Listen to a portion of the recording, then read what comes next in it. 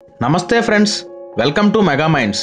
నేను Rajasekhar. Please subscribe my YouTube channel. నమస్తే friends, Vinayaka Chavithi సందర్భంగా మనం ఎన్నో కార్యక్రమాలు చేస్తుంటాం. అయితే వినాయక చవితిలో 11 రోజుల పాటు 21 రకాలకు సంబంధించినటువంటి మొక్కలు, ఆకులు మనం వాడటం జరుగుతుంది. అయితే ఆ మొక్కలకు సంబంధించి ఔషధ గుణాలకు సంబంధించి మనం కొన్ని విషయాలు తెలుసుకోవాల్సి ఉంది. అవి ఏ విధంగా ఉపయోగపడతాయి అనే విషయాలు మనం తెలుసుకుందాం. అయితే ఈ వీడియో చివరి వరకు చూడవలసిందిగా నేను మిమ్మల్ని అందరినీ కోరడం జరుగుతుంది. అర్కపత్రం, దీనిని జిల్లేడు ఆకు అంటారు. ఈ ఆకుని తలపై ఉంచుకొని స్నానం చేస్తే జలుబు తగ్గుతుంది. ఆయుర్వేదంలో వాత, కుష్టు, పక్షవాతం వ్యాధి నివారణలో ఉపయోగిస్తారు. అర్జునపత్రం, వాడుకలో మద్ది ఆకు అని పిలుస్తారు. కఫం, పిత్తం, వాతాల నివారణలో ఈ ఆకును వాడతారు. అశ్వత్థ పత్రం, దీనిని రావి ఆకు అంటారు. బుద్ధుడు ఈ వృక్షం కిందనే తపస్సు చేసి జ్ఞానాన్ని పొందాడు. ఈ చెట్టు క్రింద నాగప్రతిష్ఠలు చేస్తారు. గర్భస్థ దోషాల నివారణకు, ఆస్తమా నివారణకు రావి చూర్ణం బాగా పనిచేస్తుంది. షమీపత్రం అంటే జమ్మి ఆకు, హిందువులకు పవిత్రమైన చెట్టు.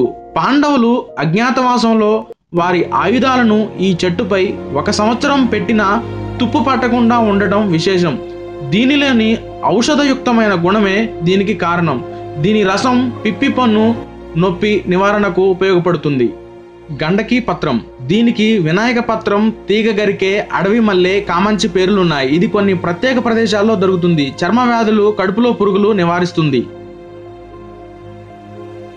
జాజి పత్రం, జాజి చెట్టు, జాజి ఆకు, జాజి పూలు తెలియని వారుండరు. దీని పుష్పాల నుండి సుగంధ తైలం తయారు చేస్తారు.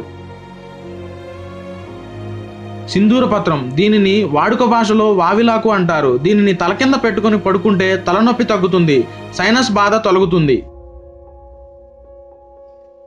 మరొక పత్రం, పూలతో కలిపి మాల కట్టేందుకు దీనిని ఉపయోగిస్తారు. దీని నుంచి నూనె తీస్తారు. ఈ నూనె కీళ్ల నొప్పుల నివారణకు ఉపయోగపడుతుంది.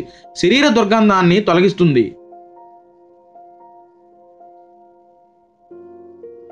దేవదారు పత్రం, దీనిని వాడుక భాషలో సాలవృక్షం అంటారు. దీని ఆకులతో కాచిన తైలం కళ్లకు చలువ చేస్తుంది. ఎక్కువగా హిమాలయ పర్వత ప్రాంతంలో లభిస్తుంది. దామిడి పత్రం, దీనిని వాడుక భాషలో దానిమ్మ అని పిలుస్తారు. దానిమ్మ పండ్లు అందరికీ ఇష్టమైనవి. రక్తస్రావాన్ని అరికడుతుంది. జీర్ణకోశ వ్యాధులకు, నోటిపోతకు మంచి మందు. విష్ణుకాంత పత్రం, రేగడి నేలల్లో పెరిగే దీని ఆకులు కోలగా, పుష్పాలు తెలుపుగా, కాయలు నీలంగా ఉంటాయి. ఈ ఆకుల కషాయం తాగిన విద్యార్థులకు జ్ఞాపక శక్తి పెరుగుతుంది. నరాల బలహీనత తగ్గుతుంది.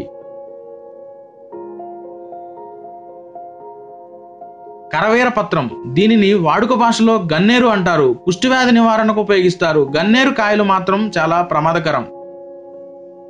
చూతపత్రం, దీనిని వాడుక భాషలో మామిడాకు అంటాము. అన్ని మంగళ కార్యాల్లో గుమ్మానికి తోరణంగా ఉపయోగిస్తారు. గుండెల్లో మంట, అతిసార వ్యాధిని అరికట్టే గుణం కలిగి ఉంటుంది చూతపత్రం. తులసి పత్రం, తులసి తెలియని వారుండరు. పవిత్రమైన దేవతా వృక్షం, సర్వరోగ నివారిణి. తులసిలో చాలా రకాలున్నాయి. రక్తస్రావాన్ని అరికట్టే గుణమున్న ఇది అతిసార, కడుపులో పురుగులను పోగొడుతుంది. అపామార్గ పత్రం, దీనిని వాడుక భాషలో ఉత్తరేణి, దుబ్బెన చెట్టు అంటారు. ఈ చెట్టు వ్రేళ్లతో దంతాలు తొమ్మితే శుభ్రపడతాయి. పంటి జబ్బులకు ఉత్తరేణి ఆకు బాగా పనిచేస్తుంది. బదరీ పత్రం, దీనిని వాడుక భాషలో రేగాకు అంటారు.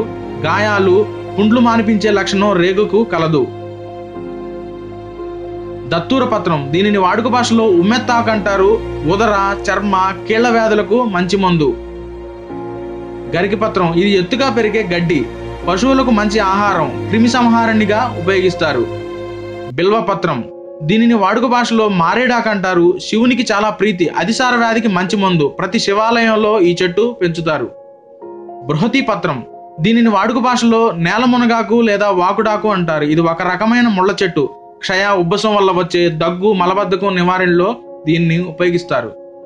మాచీపత్రం, దీనిని వాడుక భాషలో దవనం అని పిలుస్తారు. ఈ ఆకు నరాలకు, ఉదరకోశ వ్యాధులకు, తలనొప్పిని అరికొట్టే మందు. ఫ్రెండ్స్, విన్నారు కదా, ఈ 21 రకాల మొక్కల ఔషధాలు మనకి ఏ విధంగా ఉపయోగపడతాయో తెలిసింది. అతిసార వ్యాధి, వర్షాకాలం రాగానే అతిసార వ్యాధులు, వాతం, కఫం, ఇవన్నీ జబ్బులు మనకి నిత్యం వస్తుంటాయి.